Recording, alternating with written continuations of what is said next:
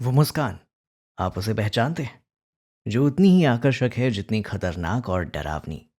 ये मुस्कान उस व्यक्ति की है जिसने हॉलीवुड में गहरी छाप छोड़ी है और स्क्रीन पर कई जीवन जिए हैं। उसे जैक निकोलस कहा जाता था। जैक का करियर उतना ही महान है जितना विभिन्न। चाहे आपने उसे बैटमैन का सामना करते देखा हो, आरपी मैकमर्फी के रूप में एक भ्रष्ट व्यवस्था से लड़ते देखा हो, या ओवरलुक होटल के गलियारों में भटकते देखा हो, जैक की कहानी अद्वितीय है। लेकिन न्यू जर्सी के छोटे से शहर से आकर ये प्रतिष्ठित अभिनेता स्टार कैसे बना और उसने हॉलीवुड को कैसे बदल दिया? आइए समय का पहिया घुमाते हैं और इस यात्रा को समझते हैं। 22 अप्रैल 1937 को जैक निकोलस का जन्म न्यू जर्सी के नेपच्यून में हुआ। उनका पालन पोषण कुछ खास नहीं था। जरा सोचिए कि आप अपनी जिंदगी के मध्य तीसरे दशक में हैं और तब आपको पता चलता है कि जिन्हें आप अपने माता पिता समझते हैं वो आपके दादा दादी हैं और आपकी बड़ी बहन वास्तव में आपकी माँ है। जैक के साथ ठीक यही हुआ। 1974 में टाइम पत्रिका के एक पत्रकार ने उनके बारे में एक प्रोफाइल तैयार करते समय ये रहस्य उजागर किया। हालांकि जैक के लिए ये एक झटका नहीं था, बल्कि एक रहस्य उद्घाटन था जिसने उनके बचपन की कई पहेलियों को सुलझा दिया।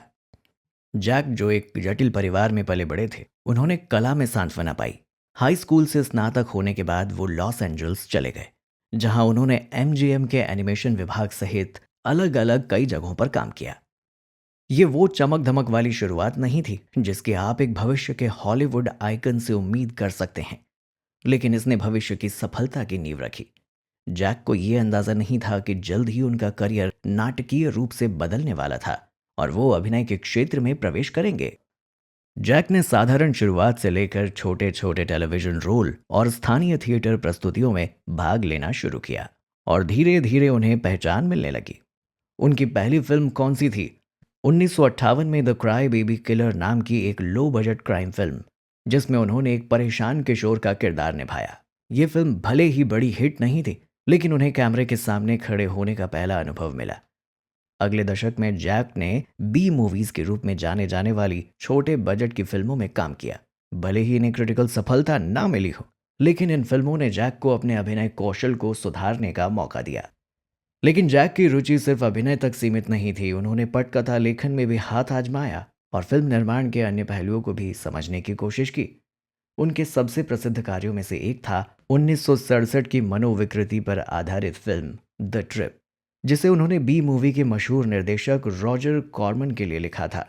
भले ही ये फिल्म ऑस्कर के लिए योग्य नहीं थी, लेकिन इसने जैक को एक प्रतिभाशाली अभिनेता के रूप में विकसित होने का रास्ता दिखाया।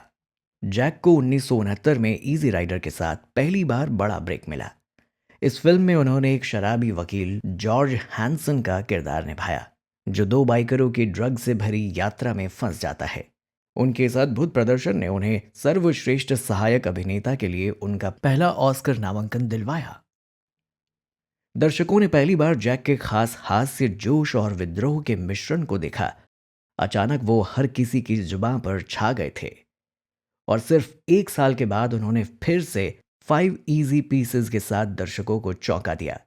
इस फिल्म में उन्होंने बॉबी ड्यूपिया का किरदार निभाया, जो एक पूर्व पियानो वादक था, जो अब एक ब्लू कॉलर मजदूर है और अपने परिवार से अलग होकर अस्तित्ववाद की चिंता से जूझ रहा है।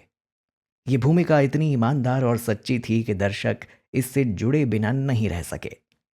इस फिल्म में अपने अभिनय के लिए जैक को सर्वश्रेष्ठ अभिनेता के लिए उनका पहला ऑस्कर नामांकन मिला और इसके बाद उनके लिए सफलता का रास्ता खुल गया। 1970 के दशक में जैक केवल किरदार नहीं निभा रहे थे, बल्कि वे उन किरदारों में ढल रहे थे। 1974 में चाइना टाउन में उन्होंने जैक गिट्स के रूप में एक निजी जासूस का किरदार निभाया, जो 1930 के लॉस एंजल्स में भ्रष्टाचार की परतों को उजागर करता है। ये भूमिका इतनी जटिल और गहरी थी कि इसने जैक को एक गंभीर अभिनेता के रूप में स्थापित कर दिया। इस फिल्म ने उन्हें एक और ऑस्कर नामांकन दिलवाया और ये फिल्म न्यू नॉयर सिनेमा की एक क्लासिक मानी जाती है। लेकिन जैक का असली उभार 1975 में one flu over the cuckoos nest के साथ हुआ। इस फिल्म में उन्होंने एक विद्रोही कैदी आरपी मैक मर्फी का किरदार निभाया, जो जेल से बाहर निकलने के लिए पागलपन का नाटक करता है और एक मानसिक अस्पताल में एक निर्दयी नर्स से टकरा जाता है। जैक का ये प्रदर्शन सिनेमा इतिहास के सबसे यादगार प्रदर्शन में से एक माना जाता है।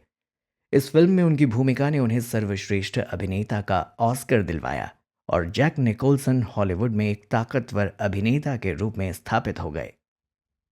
1980 तक जैक निकोलसन एक जाना माना नाम बन चुके थे, लेकिन उनकी अगली भूमिका ने उन्हें सिनेमा की अमरता में स्थान दिलवाया। स्टेनली कुब्रिक की द शाइनिंग को अब तक की सबसे प्रतिष्ठित हॉरर फिल्मों में से एक माना जाता है और जैक का पागल हो रहे जैक टॉरेंस का प्रदर्शन फिल्म का केंद्र है। कौन उस दृश्य को भूल सकता है जब दरवाजे को कुल्हाड़ी से तोड़ते हुए चिल्लाते हैं, हियर्स जॉनी। यह दृश्य आज भी दर्शकों को डराता है, जैसे उस समय किया करता था। जैक का यह प्रदर्शन भुलाया नहीं जा सकता, और जब आपको लगता था कि जैक इसके आगे नहीं जा सकते, तो वो टिम बर्टन की बैटमैन 1989 में जोकर की भूमिका निभाकर फिर से चौंकाते हैं।